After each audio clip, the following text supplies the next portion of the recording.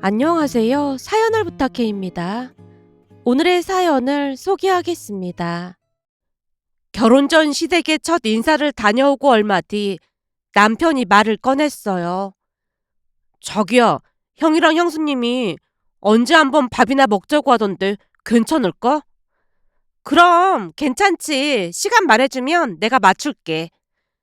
제 말에 남편이 아주버님에게 연락을 해서 시간 약속을 잡았고 얼마 뒤 만나서 식사를 했습니다. 식사를 하고 난 뒤 자리를 옮겨 맥주를 마시던 중 형님이 대뜸 미신 이야기를 꺼냈어요. 나중에 알게 되겠지만 어머님이 미신을 많이 믿으시는 편이야. 동서랑 서방님이 결혼해도 그건 변하지 않을 거야. 미신이요? 미신이라면 어떤 걸 말씀하시는 걸까요? 제 물음에 형님이 진지한 표정으로 대답했습니다. 그냥 그런 것들 있잖아. 예를 들자면 상갓집에 다녀오면 소금을 반드시 뿌려야 한다는 그런 미신 말이야. 근데 지금 예로 든 건 아주 사소한 거고 아마도 어머님이 알고 계신 미신이 적어도 몇백 개는 될걸? 몇백 개요? 우리나라 미신이 그렇게 많은 거예요? 사실 나도 그런 미신들이 있다는 걸 결혼하고 나서야 알았어. 아무튼 미리 알고 있으라고 말해주는 거야. 형님이 고개를 절레절레 흔들며 몹시 피로한 표정을 지었습니다. 그 모습을 보며 궁금증을 참지 못한 채 물었어요. 그럼 형님한테도 미신 얘기를 한 적 있으신 거예요? 당연하지. 형님이 말이 끝나기 무섭게 지갑에서 뭔가를 꺼내 보여줬는데요. 이거 보이지? 이게 바로 자식 부적이라는 건데 하나는 내가 가지고 다니고 나머지 하나는 집에 잘 모셔두고 있어. 우리 결혼한 지 2년이 넘었는데 임신이 안 된다고 어머님이 어렵게 구해다 주신 거야. 저는 부적을 가까이서 본 적이 처음이다 보니까 좀 무섭고 그런데 그 부적을 꼭 가지고 다녀야 하는 거예요? 그냥 싫다고 하면 되는 거잖아요. 싫다고 안 받으면 어머님이 많이 힘들어하셔서 그냥 하라는 대로 하고 있는데 사실 그것 빼놓고 다른 건 딱히 힘들게 하시는 것도 없다 보니까 그냥 어머님 뜻에 따라드리자 그러고 있는 거지 뭐. 형님 말에 따르면 시어머님이 미신에 대한 집착이 지나치긴 해도 그것 외에는 시집살이를 전혀 시키지 않는다고 했기에 저도 크게 신경 쓰지 않았어요. 그렇게 얼마 뒤 우리는 결혼을 했습니다. 하지만 형님이 말했던 시어머님의 미신에 대한 집착은 결혼 준비를 할 때부터 이미 시작이 되었는데요. 시간이 지날수록 미신을 믿는 정도가 상당히 심각하다는 것을 알 수 있었습니다. 우선 신혼집에 짐을 들여놓을 때도 손 없는 날에 해야 한다며 날짜를 받아오셨고 결혼식 날짜도 시어머님이 정해준 날짜에 해야만 했어요. 그 바람에 남편이 안절부절 못한 채 많이 미안해했는데요. 자기야, 정말 미안해. 그 대신 다른 건 내가 전부 양보할게. 아니야, 우리 부모님도 좋은 날짜에 하면 좋은 게 좋은 거 아니겠냐고 별로 신경 쓰지 않더라고. 서로서로 맞춰가면서 하면 좋은 거잖아. 제가 남편을 위로했지만 여전히 제게 많이 미안해했는데요. 아마도 중간에서 많이 힘들었던 게 아닌가 싶었습니다. 그중 가장 기억에 남는 일이 있었어요. 그날은 신혼집에 짐이 들어오는 날이라 남편과 정리를 하고 있었는데 시어머님이 오셔서 집안 구석구석을 둘러보셨어요. 그런데 하필 제가 새로 산 거울을 걸다가 그만 놓치는 바람에 거울이 산산조각으로 부서지고 말았습니다. 순간 산산조각난 거울을 보던 시어머님 얼굴이 사색이 된 채 발을 동동 구르셨어요. 거울을 깨면 7년간 불운이 따른다고 하던데 큰일이다 큰일이야. 어머님, 저는 그런 얘기 처음 들었는데 그런 미신도 있는 거예요? 그리고 어머님은 그런 걸 어떻게 다 기억하시는 거예요? 제가 고개를 갸우뚱거리며 물었는데요. 시어머님이 호들갑스럽게 입을 떼셨어요. 지금 그런 시덥잖은 말을 할 때가 아니잖니. 내가 방도로 알아볼 테니까 니들은 기다리고 있어 봐라. 시어머님이 밖으로 뛰쳐나가셨는데요. 잠시 후 어딘가에서 부적을 가지고 오셨고 방 안 서랍장에 부적을 넣으며 당부하셨어요. 이 부적은 여기에 그대로 두도록 해라. 절대 버리면 안 된다. 내 말 무슨 말인지 알겠니? 네, 알겠어요. 그런데 이렇게 하면 나쁜 기운을 막을 수 있는 거예요?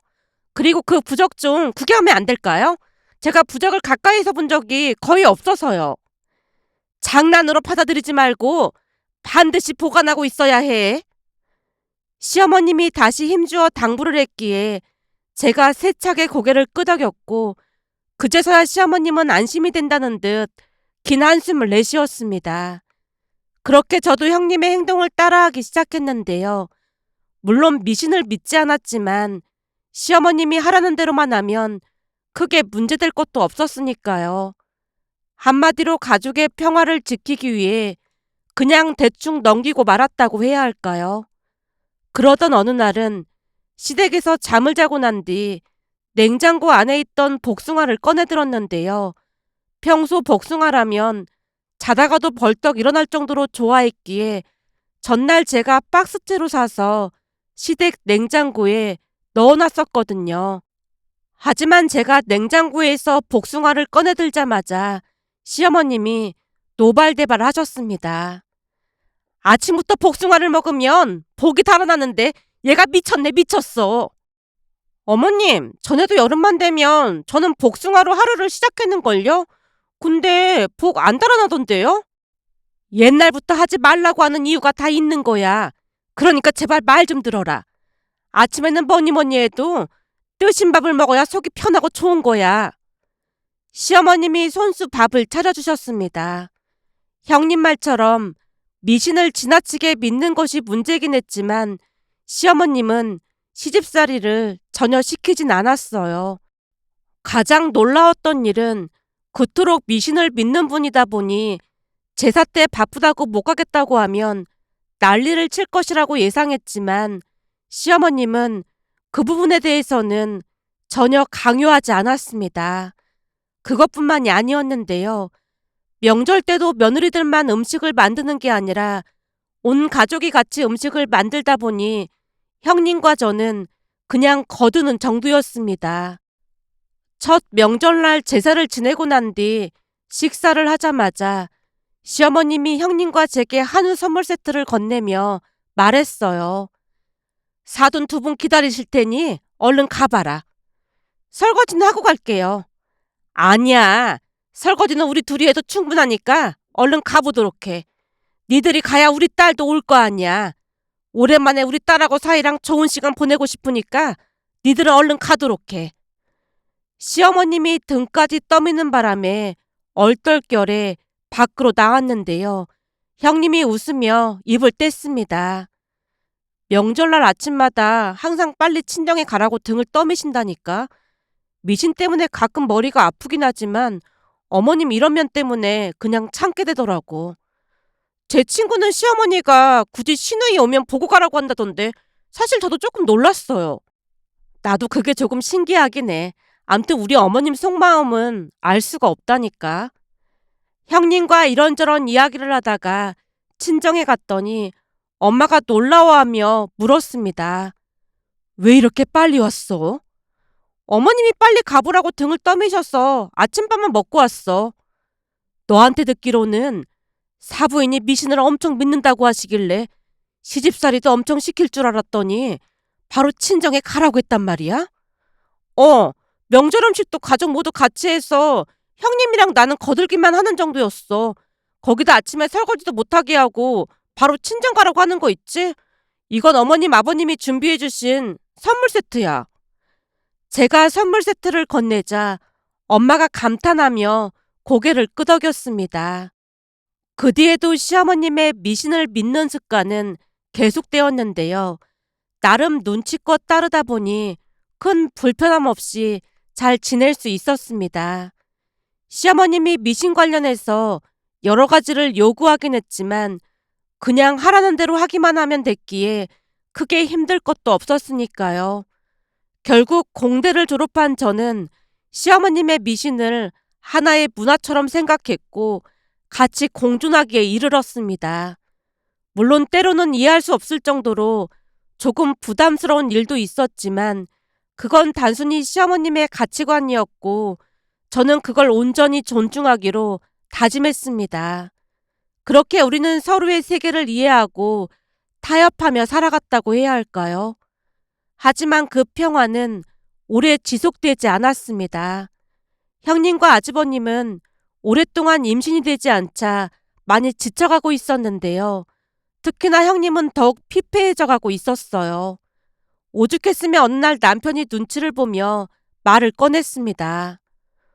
자기야, 형한테 들어보니 경수님이 너무 힘들어한다나 봐. 임신이 계속 안 돼서 그런 거지. 그런 거 같아. 그래서 말인데 우리도 조금만 더 있다가 아기 갖는 건 어때? 혹시 자기는 바로 아기 낳고 싶어? 아니, 나는 서두르고 싶진 않아. 조금 더 준비해서 낳고 싶어. 다행이다. 다행이라니? 그게 무슨 소리야? 그러니까 내 말은 지금 이 와중에 우리가 아이를 갖게 되면 형수님이 더 힘들어할 것 같아서 말이야. 얼마 전에는 정신과 상담까지 다녀온 모양이더라고. 형님이 정신과 상담을 다녀왔단 말이야? 그게 우울증까지 겹친 모양이야. 형님 힘들어서 어떡하냐? 내가 보니까 형님이 너무 착하고 여려서 더 그런 것 같아. 제 말에 남편도 말없이 고개를 끄덕였는데요. 두 사람 임신 문제로 인해 시어머님 또한 걱정이 많았던 것인지 얼마 뒤 시어머님이 넘지 말아야 하는 선을 넘었다고 해야 할까요? 시간이 지날수록 시어머님은 형님의 임신을 간절히 바라셨고 그 바람은 점점 더 강한 집착으로 변해갔습니다. 부적을 주며 임신을 기원하던 시어머님의 모습은 시간이 갈수록 더욱 적극적으로 변해갔거든요. 그로 인해 형님은 큰 스트레스를 받을 수밖에 없었고 어느 날은 형님이 찾아와서 울먹이며 힘겹게 말을 꺼냈어요. 동서, 결국 어머님이랑 대판한 거 있지. 어머님이랑 무슨 일 있으셨어요? 평소 형님답지 않게 눈에 눈물까지 맺혀 있었기에 걱정스런 마음으로 형님을 빤히 쳐다봤는데요. 형님이 깊은 한숨을 내쉬며 대답했습니다. 임신 때문에 엄청 스트레스 받고 있다는 거 동서도 잘 알고 있잖아. 그렇죠. 형님 정말 힘드실 것 같아요. 근데 얼마 전에 어머님이 갑자기 화분이랑 새싹을 가지고 오신 거야. 그러면서 하시는 말씀이 이 새싹을 잘 키워서 튼튼하게 자라면 임신 소식이 있을 거라고 하시더라고. 그래서 평소처럼 또 어떤 미신인가 보다 하고 새싹을 받아서 나름 정성껏 키웠거든. 근데 문제는 며칠 전에 그 새싹이 시들어버린 거 있지. 말을 하던 형님이 울음을 참으려 애쓰고 있었기에 제가 아무런 말도 하지 않은 채 형님 손을 꼭 잡아줬습니다. 그제서야 진정이 된 모양으로 형님이 말을 이어갔어요. 그 시든 새싹을 보던 어머님이 노발대발 화를 내시더라고. 순간 나도 참다 못해 그따위 미신 좀 그만 믿으시라고 쏘아붙였어. 그러자 어머님이 너무 실망한 표정을 지으시더니 문을 박차고 나가버리셨어. 그 뒤부터 계속 죄책감도 들고 화도 나고 감정을 주체할 수가 없는 거 있지. 나 정말 못됐지. 아니에요. 제가 그런 상황이었다면 저는 더 못되게 말했을 것 같아요. 형님은 그동안 할 만큼 하셨으니까 죄책감 갖지 마세요. 형님 말을 들으며 마음이 아파왔기에 제가 진심으로 위로를 했고 형님은 한참 동안이나 하소연을 하다가 겨우 마음을 가라앉히고 돌아갔습니다. 하지만 그날 일을 아주버님도 듣게 됐고 아주버님도 시어머님에게 불같이 화를 냈다고 했어요. 그리고 그날 이후로 형님은 시어머님과 거리를 두고 지내게 됐습니다. 시어머님 또한 형님 집에 두 번 다시 찾아가지 않았고요. 형님이 시댁에 오지 않게 되면서 집안 분위기는 무겁게 가라앉았고 시어머님도 그런 상황을 마음 아파하셨지만 여전히 미신에 대한 집착을 내려놓지 못했습니다. 그러던 어느 날은 엄마에게서 걸려온 전화를 받았는데 왠지 예감이 좋지 않았다고 해야 할까요? 민서야, 이를 어쩌면 좋다니? 역시나 엄마의 떨리는 목소리는 무언가 크나큰 불행이 닥쳤음을 암시하고 있었습니다. 대체 무슨 일인데 그래? 제가 다급한 목소리로 물었더니 엄마가 한숨을 길게 내쉰 뒤 말을 이어갔습니다. 아빠가, 네 아빠가 췌장암이라지 뭐니? 엄마의 말을 듣자마자 마치 시간이 멈춘 듯 제 귀를 천천히 무겁게 울렸습니다. 그동안 건강검진 했잖아. 근데 그게 무슨 소리야? 혹시 오진 않을까? 다른 사람도 아니고 아빠처럼 건강한 분이 췌장암이라니. 말도 안 되는 소리잖아.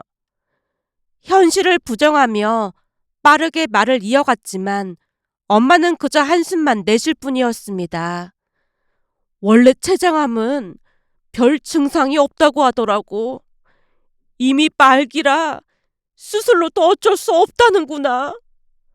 엄마의 목소리는 무겁고도 깊었습니다.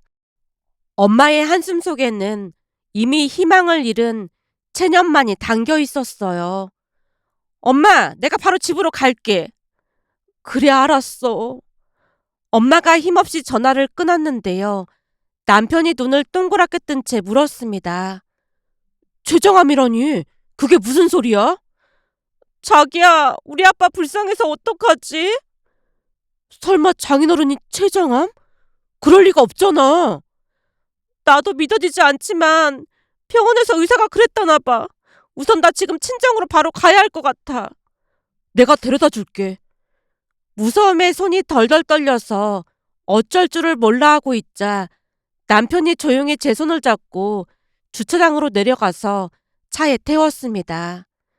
잠시 후 친정에 가서 엄마를 보자마자 눈물이 비오듯 쏟아져 나왔는데요. 동생 부부도 이미 도착해 있었고 울음을 참느라 동생의 두 눈이 붉게 충혈되어 있었습니다. 그 뒤 우리는 다른 병원에 가서 다시 검진을 받았지만 검진 결과는 모두 똑같았어요. 그렇게 시간은 무심하게 흘러갔고 아빠는 병원에 입원을 하셨지만 병세는 날이 갈수록 악화될 뿐이었습니다. 그러던 어느 날은 회사에서 일을 하고 있던 중 엄마에게서 전화가 걸려왔기에 급히 받았는데요. 이번에는 한층 더 지친 목소리로 엄마가 기가 막힌 말을 꺼냈어요. 민서야, 안사돈이 부적을 가지고 와서 아빠 베개에 넣어두라고 하시고 가셨다.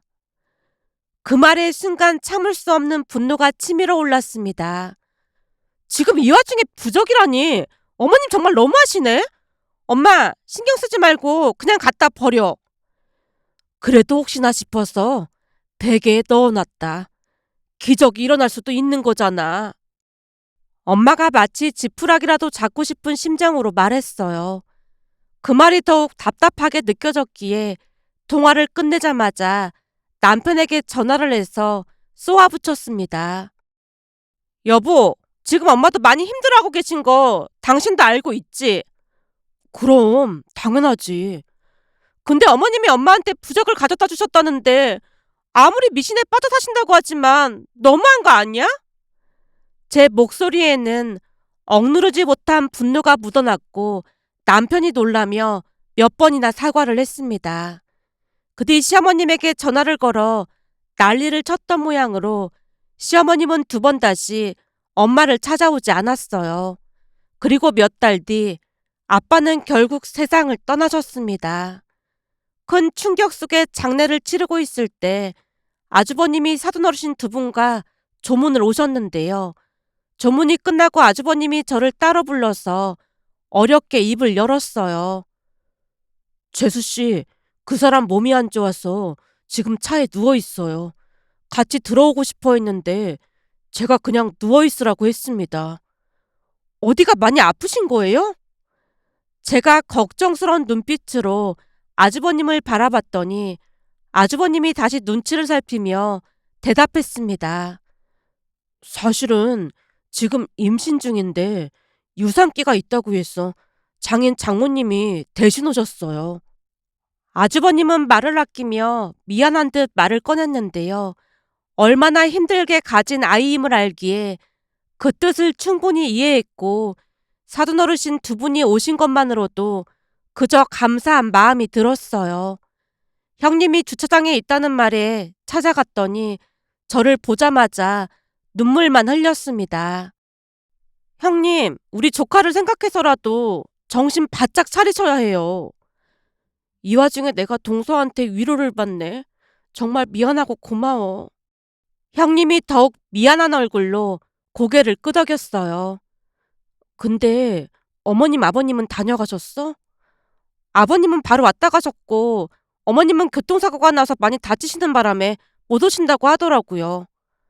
갑자기 교통사고라니? 형님이 당황한 표정으로 물었습니다. 어머님 교통사고 나신 거 형님도 몰랐던 거예요? 남편이 그런 말 안 하던데. 내가 보기엔 또 미신 때문에 안 오시는 것 같아. 어머님 미신이라면 무조건 믿잖아. 아마도 장례식장 가면 안 되는 그런 일이 또 생기신 모양이네. 형님이 혀를 내둘렀는데요. 사실 저도 형님과 같은 생각이었던지라 많이 놀라진 않았어요. 남편 말로는 아빠가 돌아가시기 얼마 전 교통사고가 났지만 제가 신경 쓸까 싶어 일부러 말을 안 꺼냈다고 했거든요. 하지만 형님과 저는 미신 때문에 어머님이 장례식장에 안 왔다고 확신하고 있었습니다. 그러다 보니 서운함과 배신감에 휩싸였다고 해야 할까요? 형님이 돌아가고 난 뒤 장례식장에 들어갔더니 동생네 처가 가족들은 전부 와서 조문을 하고 있는 모습에 더욱 속이 상했습니다. 특히나 엄마도 시어머님이 미신 때문에 오지 않았다는 걸 알고 있는 것 같아서 더욱 마음이 불편하기만 했어요. 그런데 다음날 믿어지지 않는 기가 막힌 일이 일어났습니다.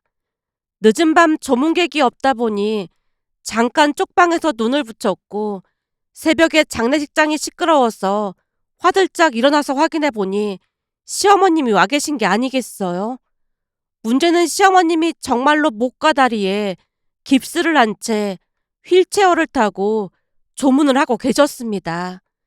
남편은 잠시 자리를 비웠다 보니 제가 시어머님에게 다가갔는데요. 시어머님이 제 손을 덥석 잡았어요. 다들 이 꼴로 가지 말라고 했는데 사돈 마지막 가시는 길에 인사는 드려야 할 것 같아서 내가 몰래 왔어.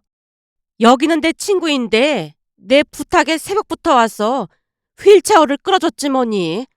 그러다 보니까 옷도 이 모양 이 꼴이라 미안하구나.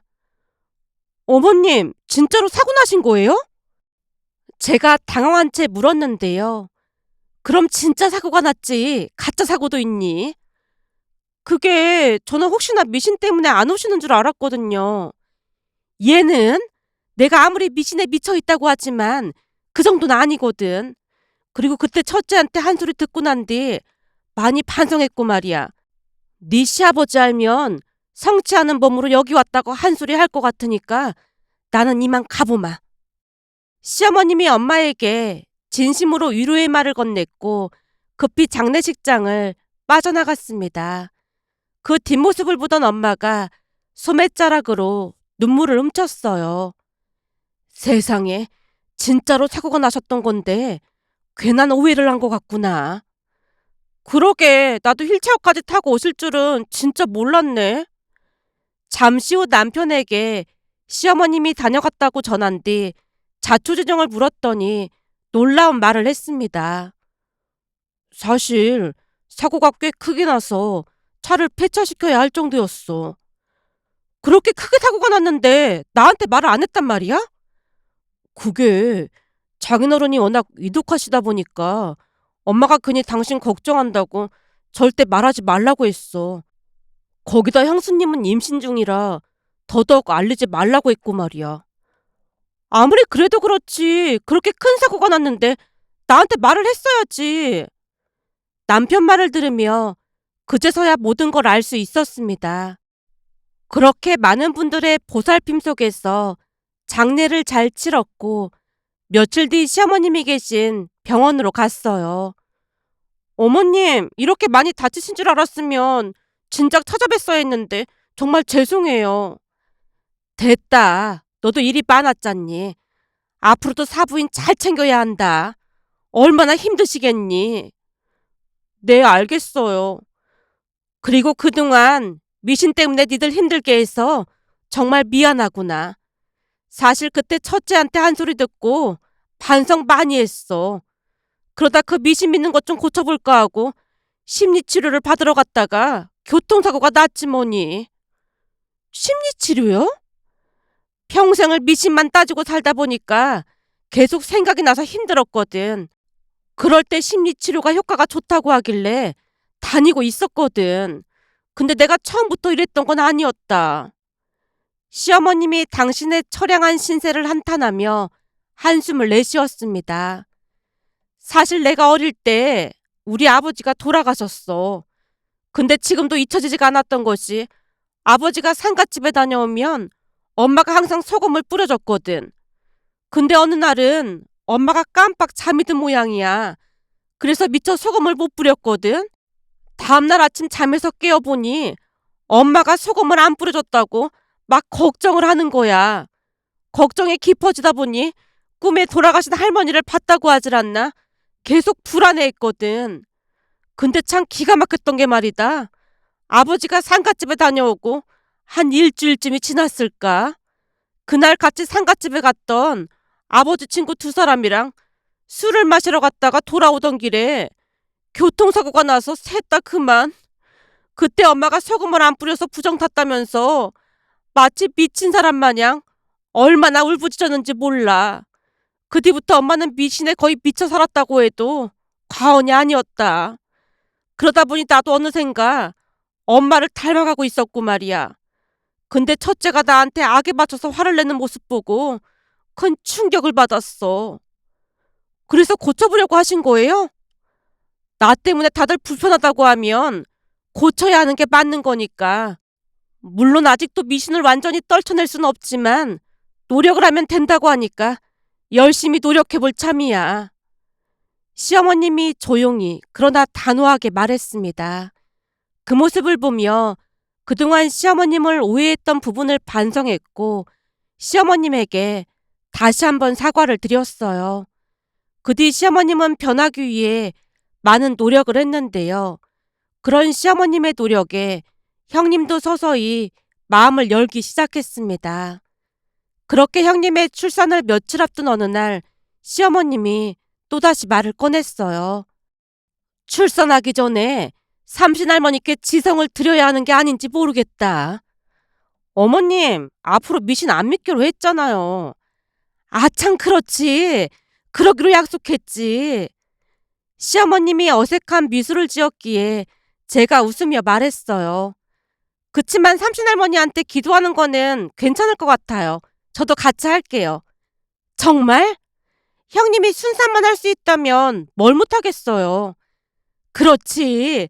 첫째 출산 앞두고 심장이 너무 떨려서 가만히 있을 수가 없지 뭐니. 부디 순산해서 아이도 산모도 건강했으면 소원이었겠다.